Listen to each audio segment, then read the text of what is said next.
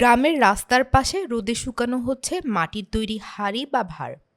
পাশেই একটি ঘরে মাটি দিয়ে তৈরি হচ্ছে এসব জিনিস। রোদে শুকানোর পর সেগুলো আগুনে পুড়িয়ে বিক্রির জন্য উপযোগী করা হচ্ছে। শীতকালীন খেজুরের রস সংগ্রহ মৌসুমে এভাবেই কর্মব্যস্ত সময় পার করতে দেখা যায় চুয়াডাঙ্গার মৃৎশিল্পীদের মধ্যে। কালের আবর্তে এসব মাটির তৈরি জিনিসের জায়গা দখল করে নিয়েছে প্লাস্টিক বা মেলামাইনের তৈরি জিনিসপত্র, যার ফলে কুমোররা দিন দিন আগ্রহ হারিয়ে ফেলছে বাপদাদার এ পেশায়। এমনকি এ পেশা ছেড়ে অন্য পেশা বেছে নিচ্ছেন নতুন প্রজন্মের অনেকে। মাটির তৈরি এসব জিনিসের কদর দিন দিন কমলেও এখনও টিকে রয়েছে জীবননগর উপজেলার 4টি গ্রামে।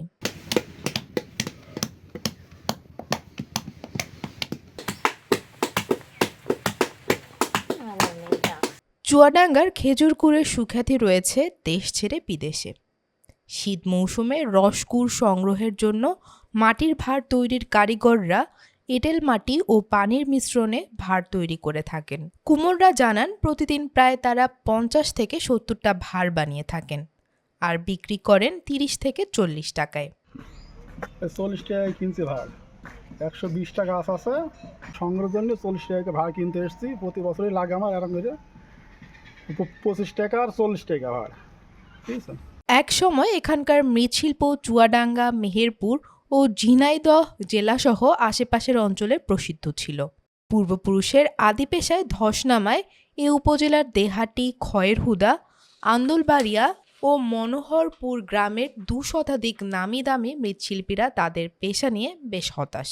আক্ষেপে সুরে জানান তাদের প্রতিকূলতার কথা। আমরা পাল সমাজ মানুষ, আমরা হচ্ছে বাপ ঠাকুরদাদা আমল থেকে আমরা এই ব্যবসা করে আসছি। আমরা আগে খুব ভালোই চলেছে মাটির জিনিস, কিন্তু এখন আর মাটির জিনিস চলে না।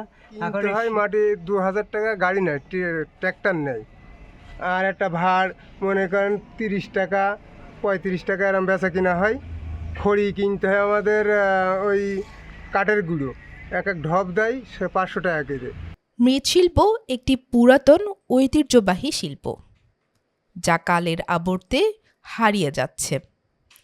এ বিষয়ে উপজেলা নির্বাহী কর্মকর্তা মৃৎশিল্পীদের পাশে দাঁড়ানোর আশ্বাস দিয়ে বলেন, অন্যান্য সময় তারা ফ্রি সময় অন্যান্য খণ্ডকালীন পেশায় সংযুক্ত হয়। সেই খণ্ডকালীন পেশায় তারা যাতে সংযুক্ত না হয়, পুরো সময় যাতে তারা এই ধরনের পেশায় সংযুক্ত থাকতে পারে, এগুলোর চাহিদা কীভাবে বাড়ানো যায় এবং তাদেরকে আরও কীভাবে সহজ শর্তে লোন দেওয়া যায়, সেই লোনের মাধ্যমে তারা তাদের এই ব্যবসাকে যাতে ব্যবসার সম্প্রসারণ করতে পারে এবং শিল্পটাকে বাঁচিয়ে রাখতে পারে, এ ব্যাপারে উপজেলা প্রশাসন তাদের পাশে থাকবে। ধন্যবাদ।